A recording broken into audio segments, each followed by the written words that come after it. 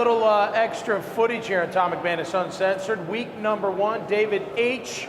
Wydell, the big name. I always throw in the H for you, Dave. Well, you and I go way back. Are there other Wydells that you know other than No, my brother? just Doug. There you go. Dougie Fresh. What was it Another like? Boston College Hall of Famer. Yeah, absolutely. Hey, and congratulations. Thank you. I heard you did an outstanding job. I heard the speech that you gave was one of the best ever at BC. It was in honor of my father, who you remember. Yeah, absolutely. Dave and I go way back. Dave was, when the movie's made, Dave, all he wants, you want to play a German guard, don't you? I do. The long jacket, the Schultzy kind of helmet. Exactly. I'm ready for that. Exactly. What was it like, before we get into what you're doing now, what was it like playing with your brother next to you? 3 years, right, in Denver. You guys played side by side for 3 full seasons, Spinner. How cool would that be? Nothing's better than playing football with someone that you trust. And you ultimately trust your brother. And when you're playing in the trenches where there's not a whole lot of hoopla, not a whole lot of spotlight on you, your brother knows what you're doing, your coach knows what you're doing, and your mom knows what you're doing. Right, yeah. So we had a ball. We got to play together at Boston College at the Heights. Got another opportunity to do that in the pros. And it was my best NFL times were in Denver. They really were. Were they really? Okay. And you played 5 years here, right? 5? Yeah, spent a lot of time with John Elway there. Yeah. We didn't get to a Super Bowl while I was playing there, but we had a couple of AFC championship shots, and a local here was one of our kickers, David Treadwell. Oh, that's right. Yeah, right. From right down in Mandarin. Absolutely. Now, you started at right tackle, right? I came Dallas? into the league as a straight right tackle Okay. from Boston College, was forced into service at left tackle my rookie season with the Dallas Cowboys. Tough position to play, Tom. I was playing in the NFC East. You got Lawrence Taylor, you got Clyde Simmons, you got Dexter Manley. Oh my God. I don't know how many other great players there were. Chicago had Richard Dent. I played against them all. Wow. And I did okay. I'm going to be humble. I mean, I knew I had to work at it, but I did okay against those guys. Had a really good game against Richard Dent, had an okay game against Lawrence Taylor. But I knew I wasn't going to be a fixture at the left tackle position.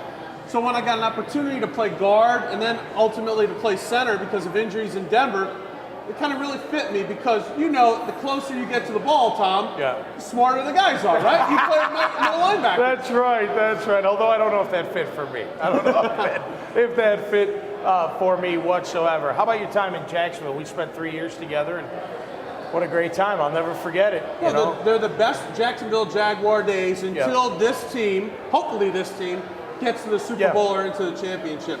We played a AFC championship game our second year in existence. This close to having 2 expansion teams meet in the Super Bowl.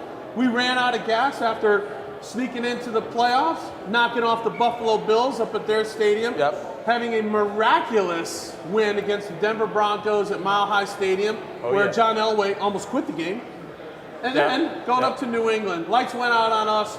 Our fortunes went downhill up there. But I'll tell you what, I'll never forget those foundation years right here in Jacksonville. That's what led my family to stay here and adopt Jacksonville as our new home. Yeah, like my family, we love it here. We love raising our kids here and all of that. Before I get into what you're doing now, Spinner, what would you do with a guy like this on the rugby field? Look, let's be honest, mate. After all the talk, the size of the guy, the look of the guy, and this conversation about Schultz in the trenches, I know nothing. That's all. I mean, honestly, the guy's he's a dead ringer, isn't he? Hogan's heroes all the way. I think he'd be in the middle of the scrum. He's a big man. He certainly would be an absolute load to stop. And guys like that wear down a defense. If you have a guy like that in our game, obviously you're playing defense and offense.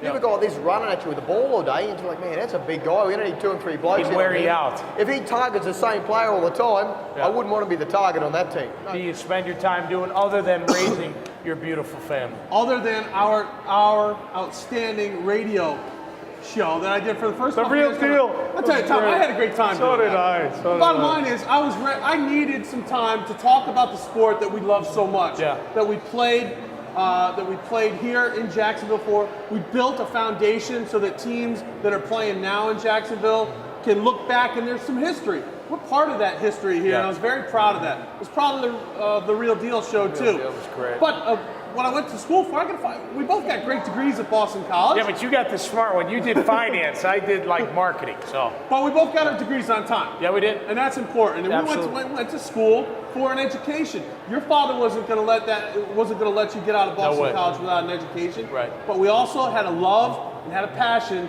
to play pro football. Had an opportunity to do that. You got your shot with Coach Tom Coughlin. Yep. I got a way to extend my career with Coach Coughlin here in Jacksonville. It was great. But it led me to adopt Jacksonville as my city. Yep. And now I'm a partner at Morgan Stanley Smith Barney with Palmer Knight. Nice. And here's the cool part. You know, I still want to be around football, Yep. but I have a large family, so it's very different. I could never have been an NFL coach. No. But I do coach Pop Warner, youth sports at my parish. Nice. I get this opportunity. I get to work with some NFL players. Terrence Knighton, one of the guys they don't talk about a whole lot yet on this defense. Yeah. I'll tell you what, the biggest guy that moves better than any big guy I've ever seen. Right. And a lot of the spotlight's going to be on Aaron Campman this year and Tyson Alu, Right. and rightfully so.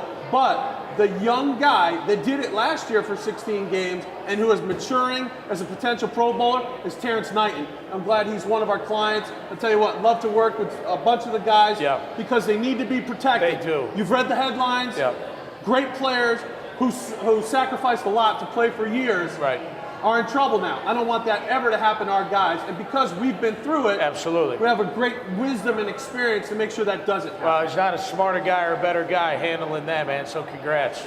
Great to have you on Tom McManus Uncensored.com. Can I come back? You can, absolutely. Oh, sweet, man. Yeah, man. Thank you, Tom. Yeah, great to have you. All right, that's going to do it. Spinner Holland, David H. Rydell, and myself right here on Tom McManus Uncensored.com. Tom McManus Uncensored, filmed in front of a live audience at Whiskey River. Airing every Saturday night on CW17.